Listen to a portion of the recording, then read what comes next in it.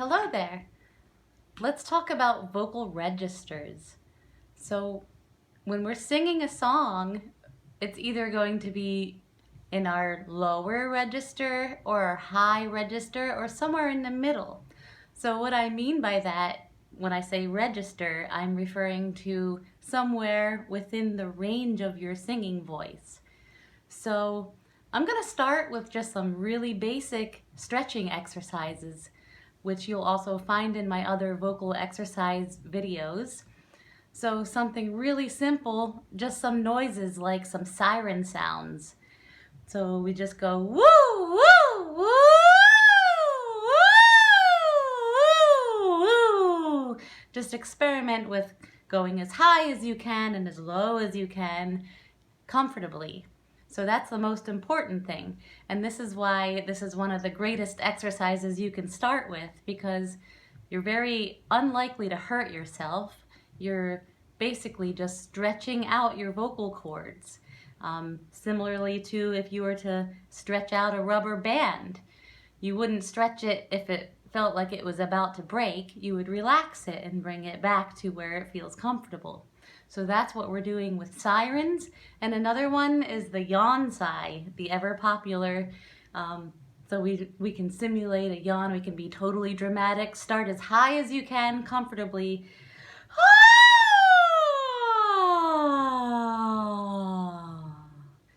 And try to stretch it down to as low as you can comfortably go.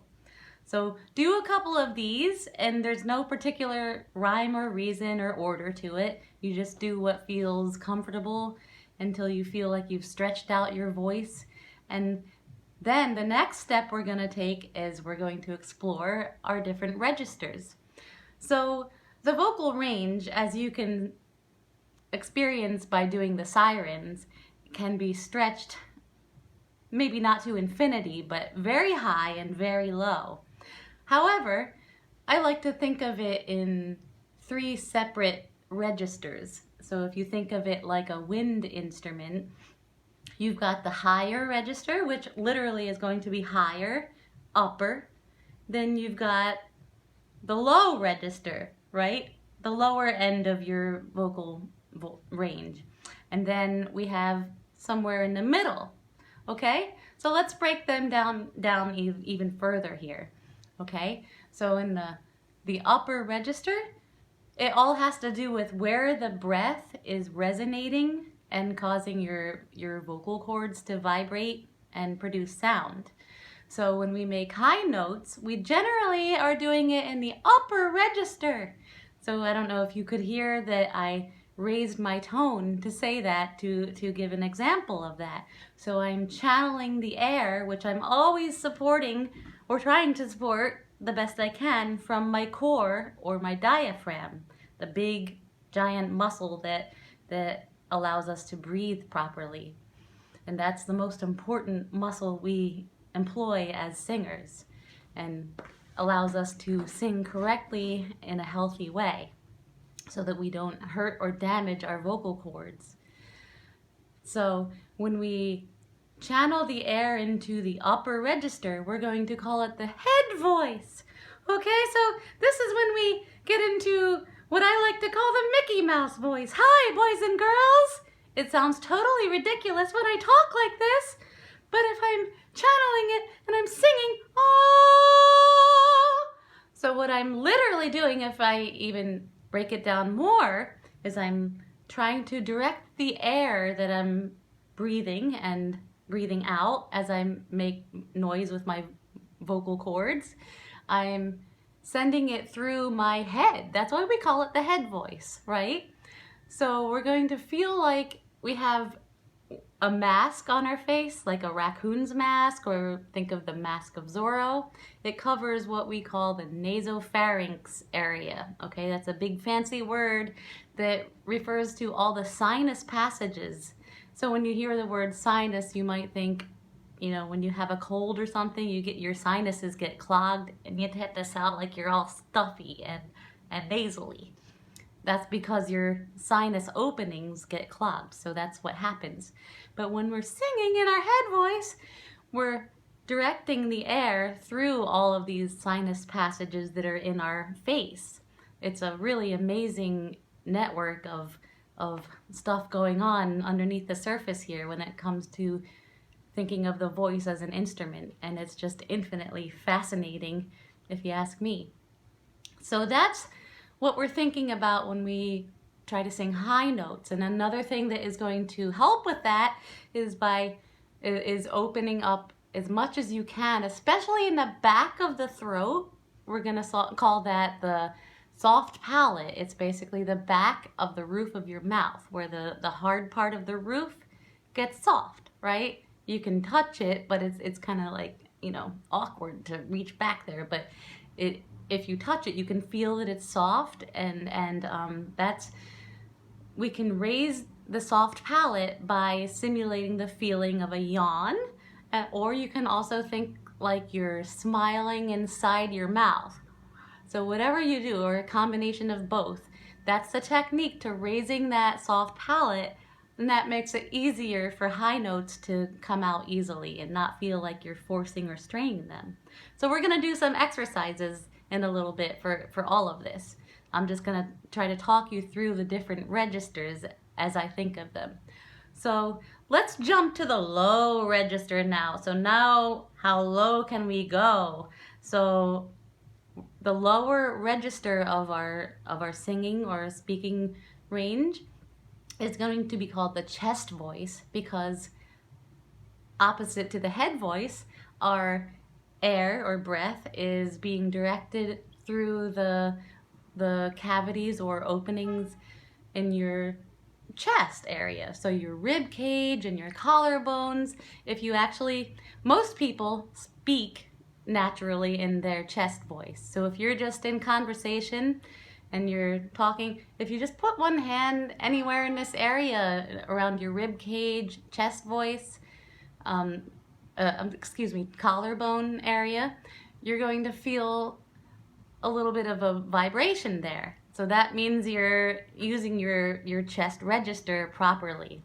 Okay, so we're gonna do some exercises shortly to better understand that. Okay, then there's the mid-range, which is actually a little bit more complex in a way, because this is where we start to combine the head voice with the chest voice. So it usually feels fairly comfortable when we're singing in our mid-range, because it's comfortable. That's the key word.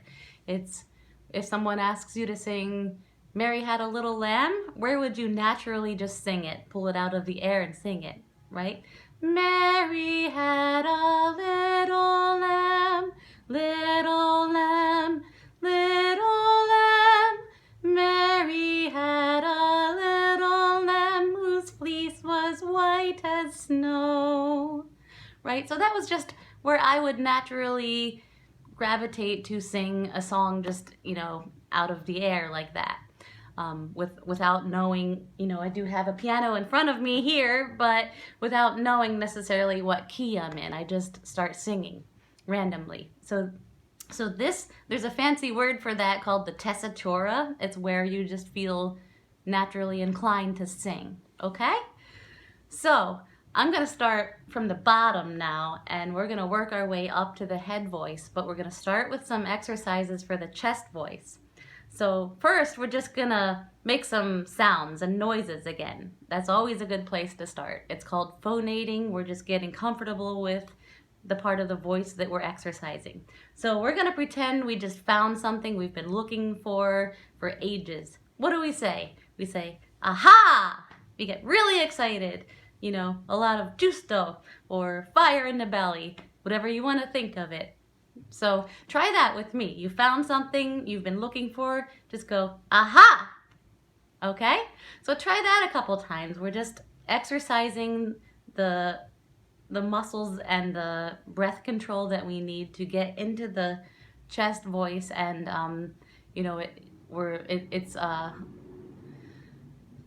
So we're gonna turn that into an exercise here, and we're gonna start fairly low. If you can't reach this note, feel free to just start and come in whenever you feel comfortable. I'm starting on an F below middle C. So we're just going to take that aha and turn it into an exercise. So we're going to go on one single note. Aha.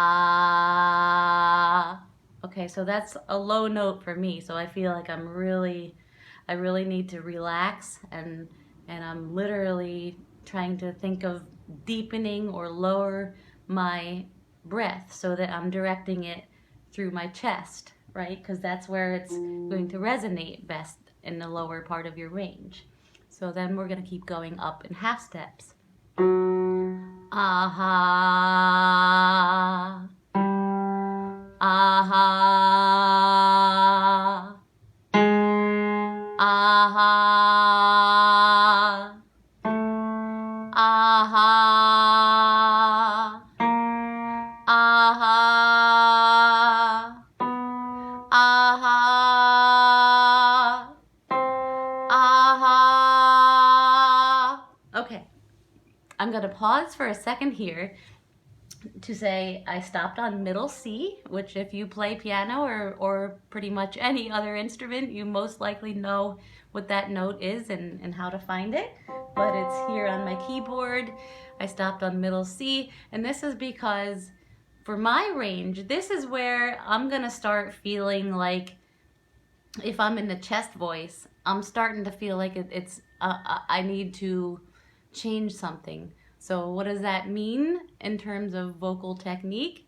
I need to lift a little bit into the mid-range, and so I'm going to try to direct the breath a little bit higher up.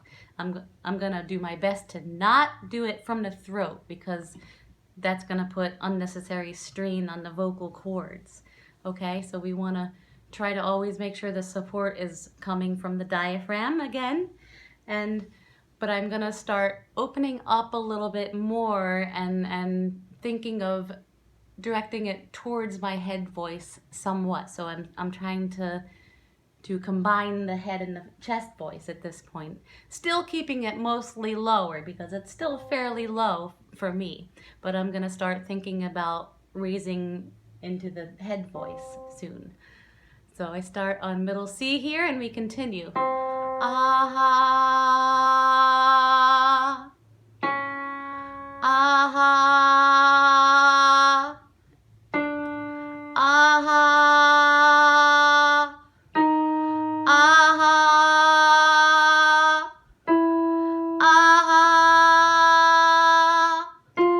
Aha. Okay, so I want to just say that we're not concerned right now with making it pretty. We're just trying to make noise and, establish our different registers as part of our vocal range. Okay, so at that point I had stopped on F, which is now an octave above where I began the exercise. Okay, it's the F above middle C I'm at now. So now I'm starting to feel like, I want to lighten it up a little bit. So I'm going into my head voice register. So I'm gonna need to start using the technique of that Mickey Mouse voice, or the, whoever you want to think of that you're channeling that has a higher, lighter voice, okay? So it sounds kind of silly when you talk that way, but that's what we're starting to add into the mix of our instrument here, okay? So I'm still using the strength as much as I can from the chest voice register, but I don't want to push and I don't want to hurt myself. So I'm going to back off as much as I need to so that I don't, strain in my throat. So I'm at F now. Ah. Okay, so it still has a little bit, I feel a little bit of the, for lack of a better word, the brassiness of the chest voice. But now it's starting to feel higher and lighter, okay? So that's just my sensation of it, and you can interpret as needed. But hopefully this is helpful to you, and thank you for being on board with me. So we're gonna continue up. We're in the mid-range now. We're trying to use the head voice combined a little bit with the chest voice. Ah.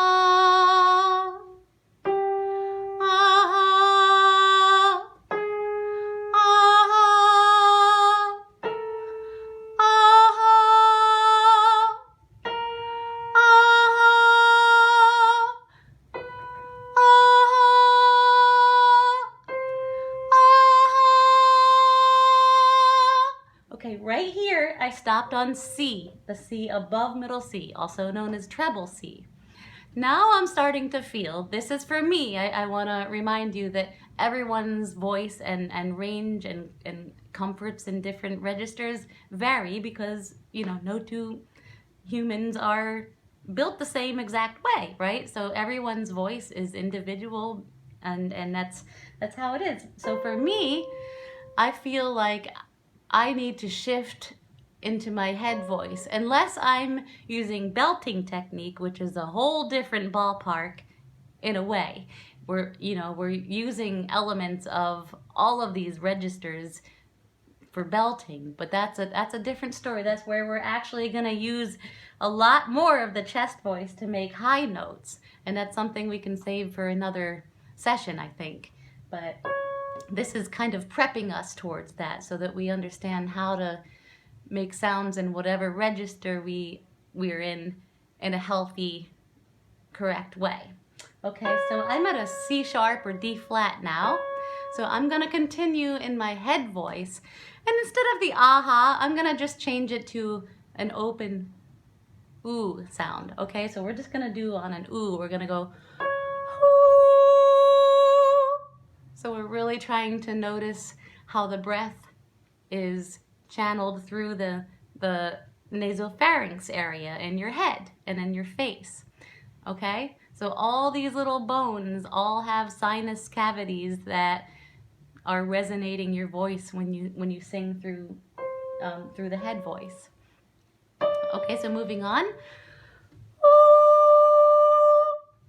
And I'm just gonna try to notice that space in the back of my throat to keep it as open as I can and keep it as light and airy and easy as I can.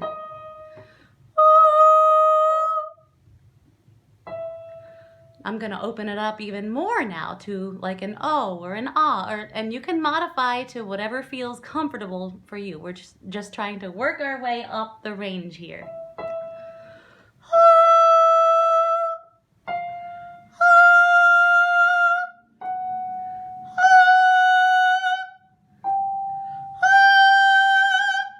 Okay, and don't be afraid to be loud if you have to. Just, you know, make as much noise as you need to. We're just phonating here.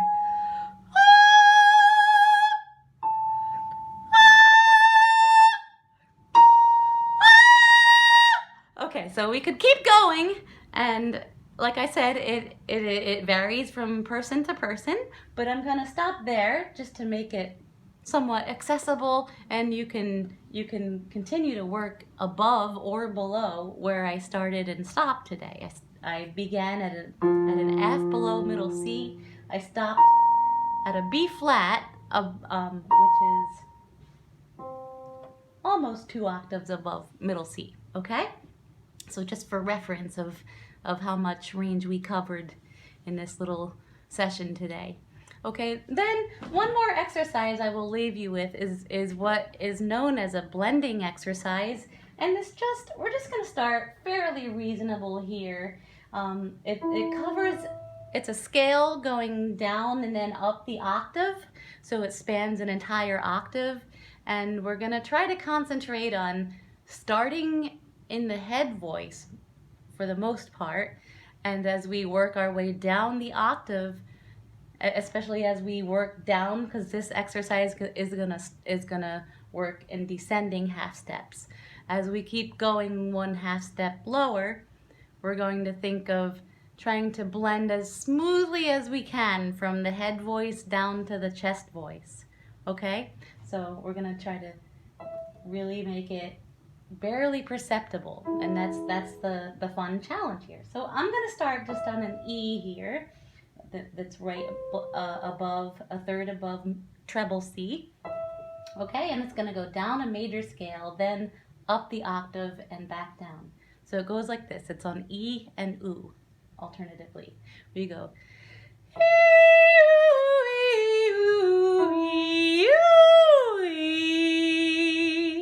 And that last E, oo, E octave that I did, we want to try to make it as slidey and blended as possible, okay? So really relaxed. It's kind of like the sirens, but now we're using it in the context of a musical exercise. So we're going to work down in half steps now. So.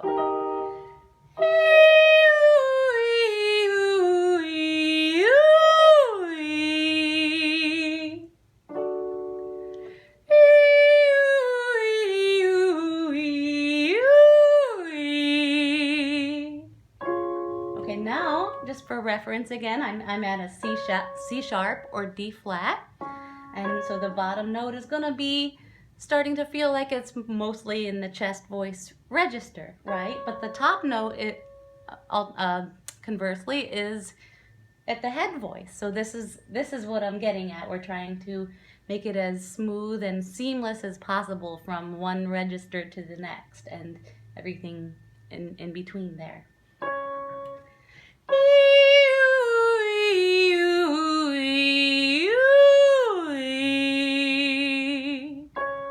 So I'm just trying to notice that I feel that I'm in my head voice when I start mostly, and I'm in my chest voice when I stop at the low end.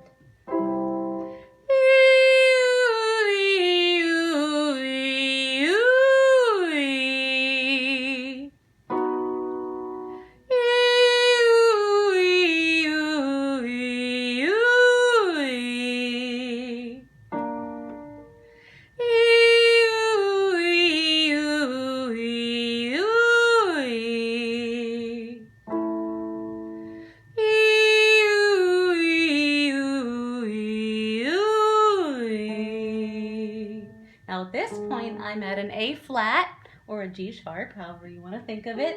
And I'm sort of more in my mid-range starting now, okay? So the starting and stopping points do vary somewhat as we work our way down. And we're just going to do maybe a couple more. We'll go down to the F that we started with at the very beginning, okay?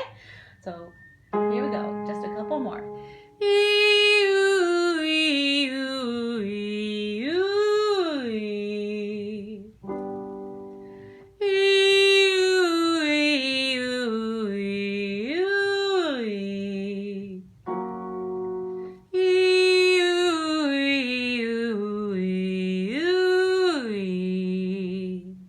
Last one, we're back in F.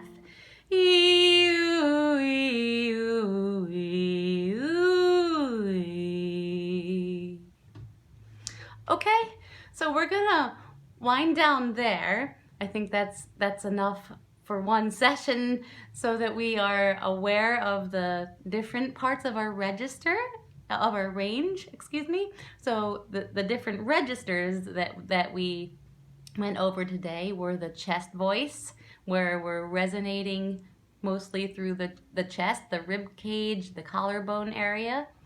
We then, as we lift up into the mid-range, we're sort of combining the chest voice with the head voice. And then as we lift up into the head voice, we try to lift the soft palate in the back of the throat, make as much vertical space as we can, and concentrate on channeling the air through all the bones and sinuses in your face and head.